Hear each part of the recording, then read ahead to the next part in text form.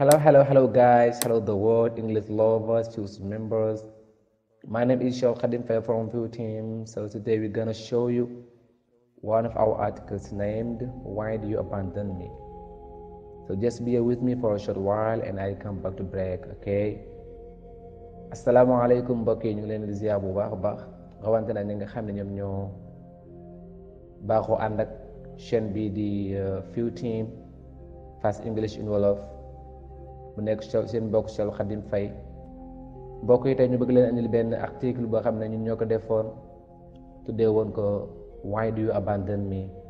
Lu tax ngeen bàyyi ma mu mel ne dañuy wax ci kàddu benn waay bu ñàkk xelam wala bu tàggoo xelam ñu mën ko tudde dof ngeen baal ma muy wax nag di jàmbat lan moo tax ñu bàyyi ko lan moo tax ñu seetaan ko waaye mbokk yi balaa boobu balaa ñu koy fiir dañ koy liir ba noppi doog a ñëw ak yéen ci fiir bi incha allah.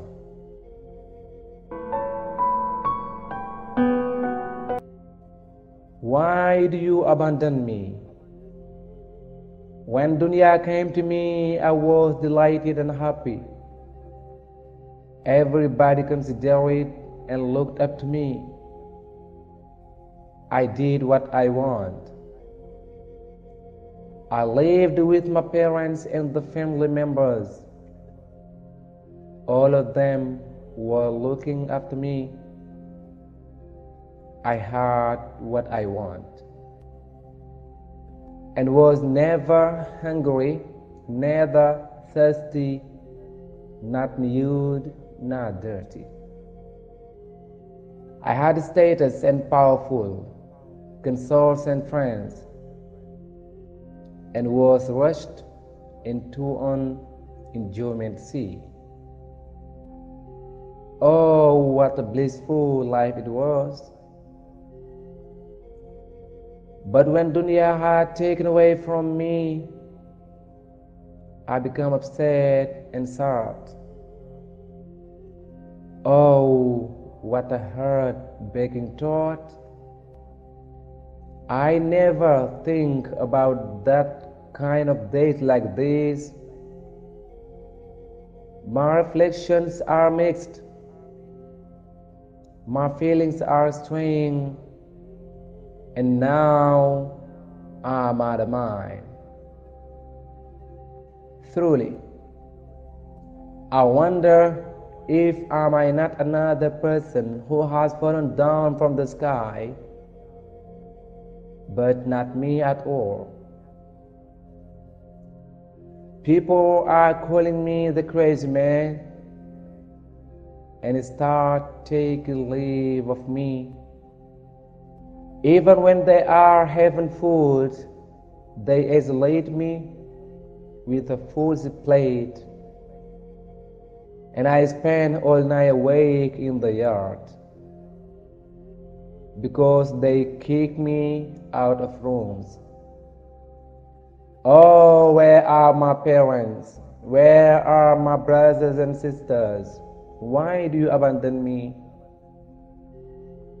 Am I among the family?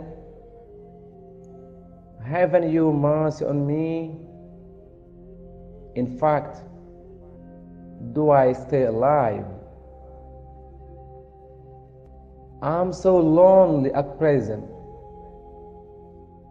I don't know what to do or say. Animals are my companions. Coldness and hotness are my clothes. The street is my house. The corners are my bedrooms and the garbage is my vessels. I'm walking up and down without knowing where I'm going and muttering on and on with no one. So where are you? Why do you abandon me? kon mbokk yi loolu moo nekkoon liir bi kon dañuy ñëw ak yéen ci fiir bi insha allah. Why do you abandon me? Lu tax ngeen génne ma? When dunya came to me, bi ma àdduna dikkale, I was delighted and happy. dama doon kontaan di bég. Everybody consider it, ñépp considéré woon ma and looked up to me, daan ma gëstu daan ma bàyyi xel. I did what I want, ma daan def lépp lu ma bëgg.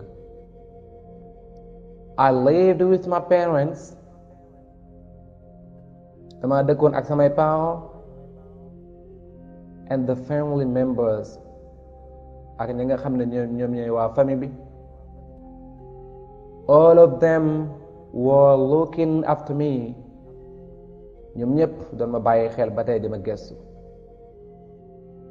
I had what I want, ma amoon lépp lu ma bëgg. And was never hungry, mësuma woon xiif. Never thirsty, mësuma woon mar. Not nude, mësuma woon rafle. Not dirty, te it mësuma woon tilim. I had a status and powerful, ma amoon wàccuwaay lool ak kattan. Consorts and friends, am ay àndandoo am ay xarit. And was rushed into an enjoyment sea, ma doon fey ci géeju bànneex. Oh, what a blissful life it was. Cey gii dund ka neexoon waay, cey gii dund gu neexoon. But when dunya had taken away from me, waaye bi ma àdduna wanee ginnaaw, I become upset and sad, ma mujjee jàq daal di tiit. Oh, what a heart-breaking thought. Cey bii xalaat bu mën a yàqu xol ndax mettiwaay boo koy xalaat. I never think about that kind of days like this. Mësuma woon a xalaat bis yu mel nii. My reflections are mixed. Samay xalaat jaxasoo na. My feelings are strange. Samay sentiment dem na. And now I'm out of mind. Léegi nag tàggoon na mag sama sago. Truly,